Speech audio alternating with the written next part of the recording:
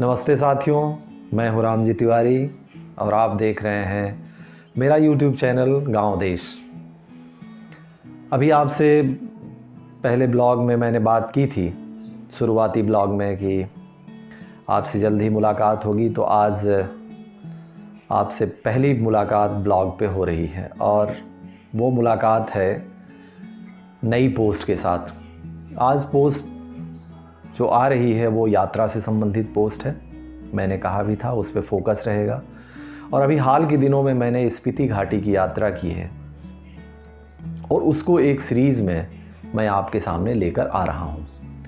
स्पीति घाटी जैसा बहुत सारे लोग जानते हैं और बहुत सारे लोग नहीं भी जानते हैं। स्पीति घाटी हिमाचल प्रदेश का एक इलाका है, एक ज़िला है लाहौल और स्पीति, उसका मुख्यालय काजा है।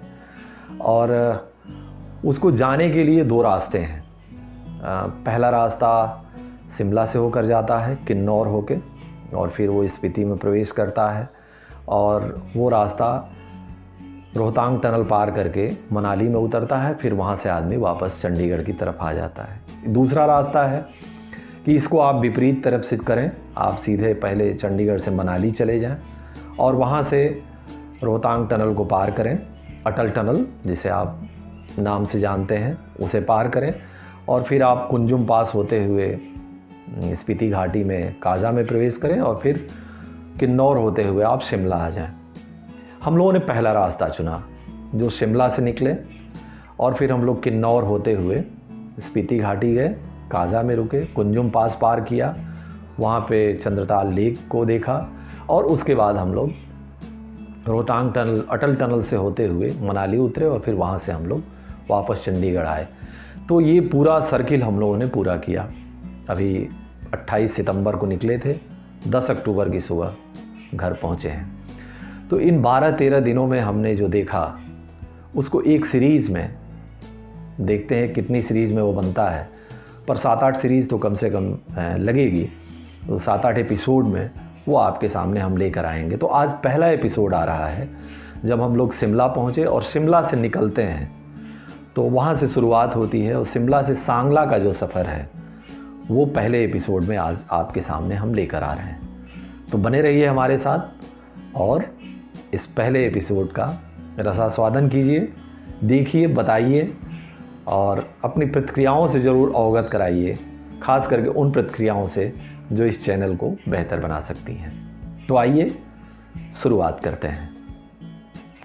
तो हम लोगों के बैग तैयार हैं, एक बैग हम दोनों लोगों के, मेरे और रीना का, और एक बैग जिसमें गर्म कपड़े हम दोनों लोगों के हैं, और एक बैग पीठ पर जिसमें दैनिक ज़रूरत के सामान हैं। तो हम लोग तैयार हैं स्पीति के लिए, आइए चलते हैं। ये हिमाचल प्रदेश का नक्शा है जिसमें नीचे जो हरे रंग में दिख रहा है वो शिमला ज़िला है, उसके बगल में जो दाहिने तरफ कोने में दिख रहा है वो किन्नौर है पीले में, और ऊपर जो पर्पल कलर में दिख रहा है वो लाहौल और स्पीति है। ये रूट मैप है जिसमें हम लोग नीचे से दाहिने वाला रास्ता पकड़ते हैं और पूरा सर्किल करके मनाली होते हुए वापस नीचे तक आते हैं। ये शिमला की सुबह है, आज 30 सितंबर 2022, और आज हम लोग यहाँ से निकल रहे हैं स्पीति वैली के लिए। स्पीति वैली का मुख्यालय काजा है जो यहाँ से 400 किलोमीटर से अधिक है। वहाँ तो नहीं पहुँचेंगे हम लोग आज हम लोग यहाँ से निकलेंगे तो सांगला पहुँचेंगे और फिर अगले दिन वहाँ से कल्पा के लिए निकलेंगे और कल्पा से फिर हम लोग ताबो जाएंगे, ताबो से फिर काजा जाएंगे, मतलब चौथे दिन हम लोग काजा पहुँचेंगे।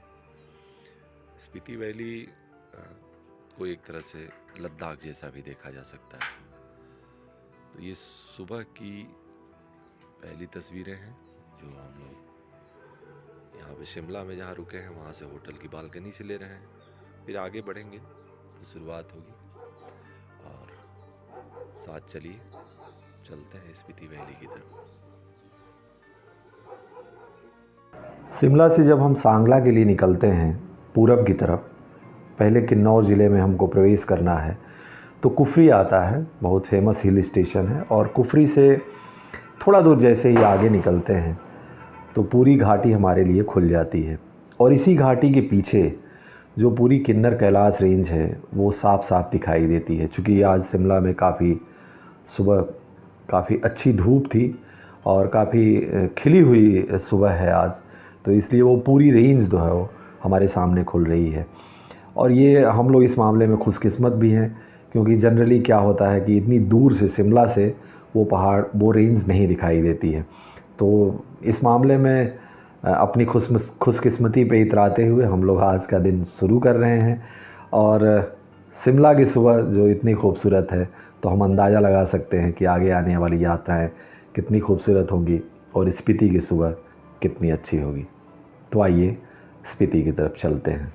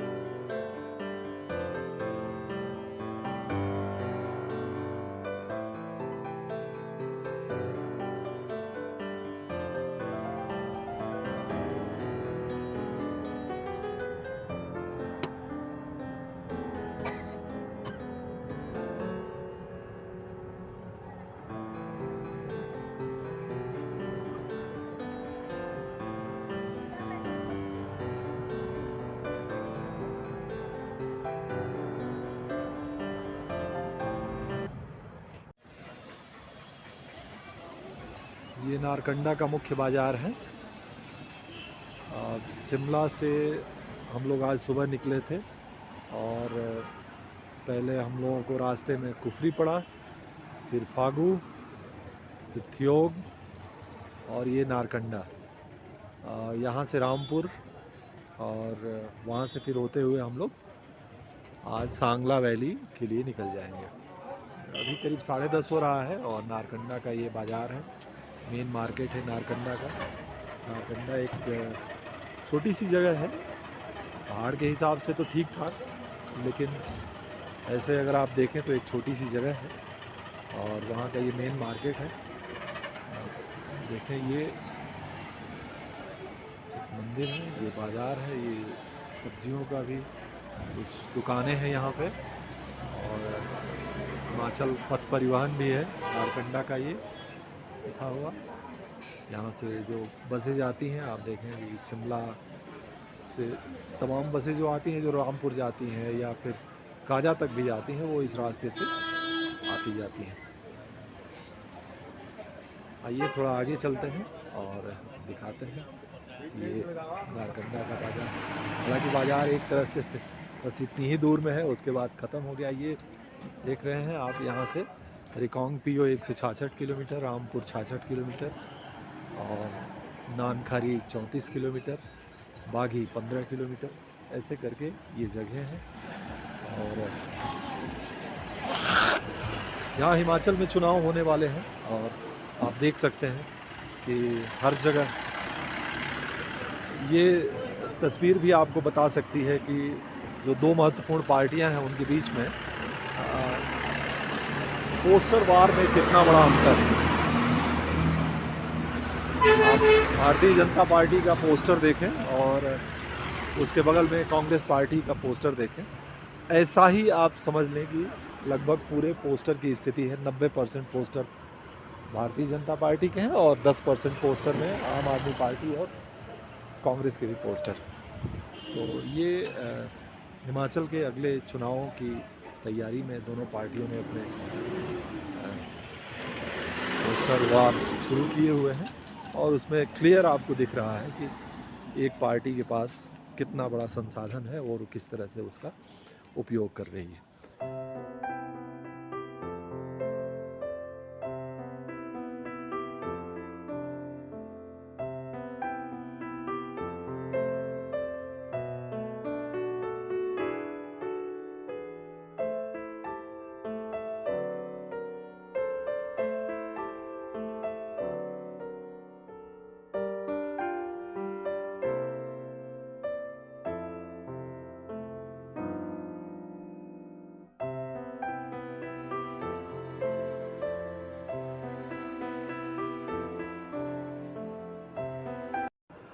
नारकंडा से एक रास्ता हाटू पीक के लिए आता है। उस रास्ते को हम लोगों ने पकड़ा है आज सुबह, और अभी हम लोग हाटू पीक पे पहुँचे हैं, जहाँ पे हाटू माता का ये फेमस मंदिर है। हाटू माता का फेमस मंदिर कई मामलों में दर्शनीय है। सबसे महत्वपूर्ण बात यह है कि यहाँ की लोकेशन, ये करीब 11,000 फीट की ऊंचाई पे है और इधर की सारी पहाड़ियों में सबसे ऊंची पहाड़ी पे स्थित है। तो ये मंदिर है और इसके साथ ही बगल में एक ऐसी जगह है जहाँ से हम लोग ये नज़ारा पूरा देख सकते हैं। शिमला से जो हम लोग सुबह आज चले थे, तो वहाँ से जो घाटी खुली थी, तो वो घाटी यहाँ से जो खुली हुई घाटी है और खुली हुई और बेहतर तरीके से दिखाई देती है। जो पीछे किन्नर कैलाश रेंज है वो भी दिखाई देती है, और जहाँ दूर तक निगाहें जाती हैं वो सारी जो घाटियाँ हैं, सारे जो पहाड़ हैं, वो एट ए ग्लांस दिखाई देते हैं। ये इतनी खूबसूरत जगह पे ये मंदिर है और ये जगह है कि मुझे लगता है कि अगर नारकंडा के तरफ का प्रोग्राम बनाया जाए तो यहाँ ज़रूर आना चाहिए। ये ज़रूर है कि ये रास्ता यहाँ के आने के लिए नारकंडा से बहुत नैरो है, बहुत पतला है। एक से दूसरी गाड़ी जब क्रॉस ओवर करती है तो उसको बहुत परेशानी होती है, लेकिन फिर भी महत्व तो इसी बात का है कि जब हम यहाँ पहुँचते हैं तो वो सारी चीज़ हम भूल जाते हैं। तो ये हाटू पीक है जो 3400 मीटर ऊंचाई पे है, लगभग 11,000 फीट होगा, 10,500 11,000 फीट, और ये शिमला से करीब 71 किलोमीटर और नारकंडा से लगभग 7 किलोमीटर दूर है।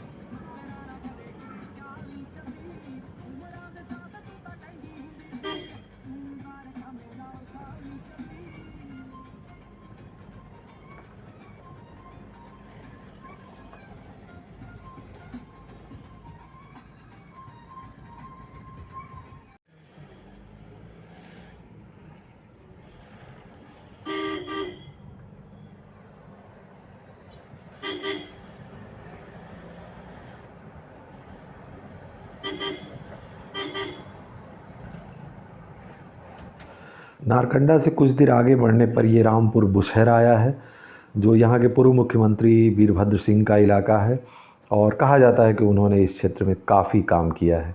तो अभी फ़िलहाल हम लोग रामपुर बुशहर से गुज़र रहे हैं।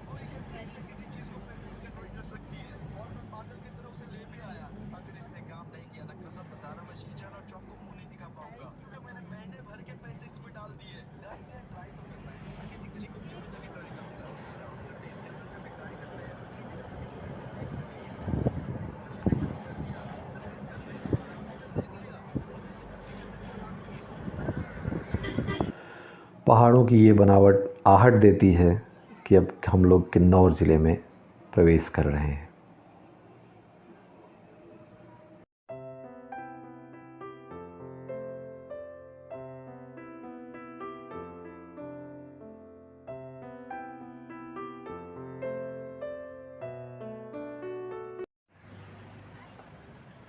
ये किन्नौर ज़िले में जैसे ही हम प्रवेश करते हैं वैसे ये एक जगह आती है। जब हम शिमला से किन्नौर में आते हैं तो ये एक बड़ा रोमांचक दृश्य नज़र आता है।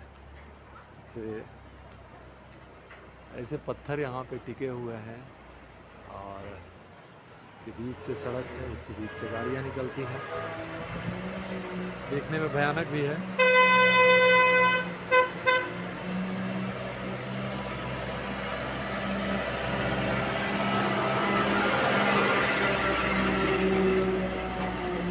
आप देखें कि पत्थर कैसे टिके हुए हैं, ये बड़ा इंटरेस्टिंग है।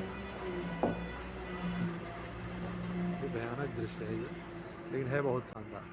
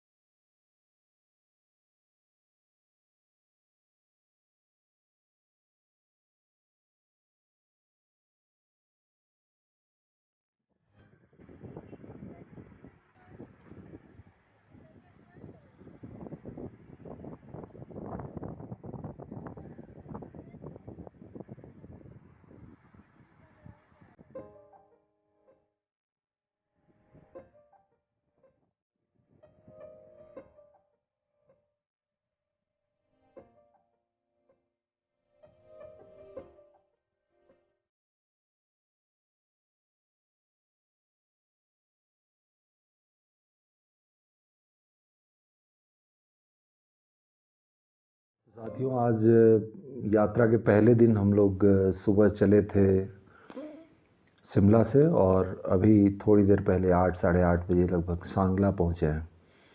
सांगला लगभग 216 किलोमीटर दूर है, 220 किलोमीटर शिमला से। तो आज आने में यहाँ पे करीब 8 बज गया और काफ़ी रात हो गई थी। एक्चुअली जब हम लोग करछम पहुँचे थे तभी रात हो गई थी और वहाँ से फिर रात में ही हम लोग आए।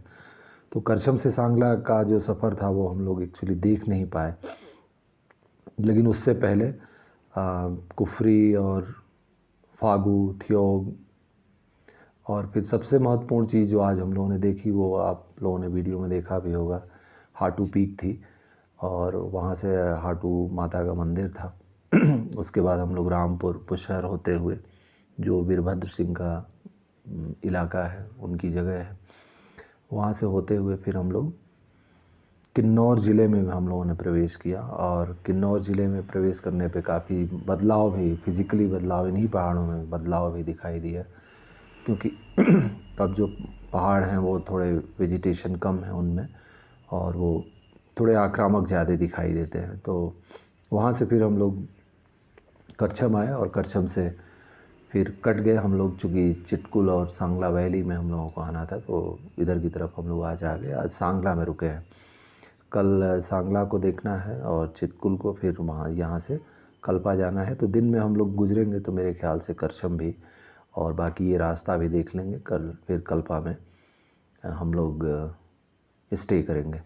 तो आज का दिन मेरे हिसाब से हम लोगों के लिए तो अच्छा था, थोड़ा हेक्टिक था, ज़्यादा चलना पड़ा पहले दिन के हिसाब से, 200 किलोमीटर से अधिक, और पहाड़ में, और जहाँ ऐसे पहाड़ में जो दुर्गम पहाड़ हैं वहाँ पे 200 किलोमीटर का सफ़र काफ़ी भारी भरकम माना जाता है, काफ़ी थकाऊ माना जाता है।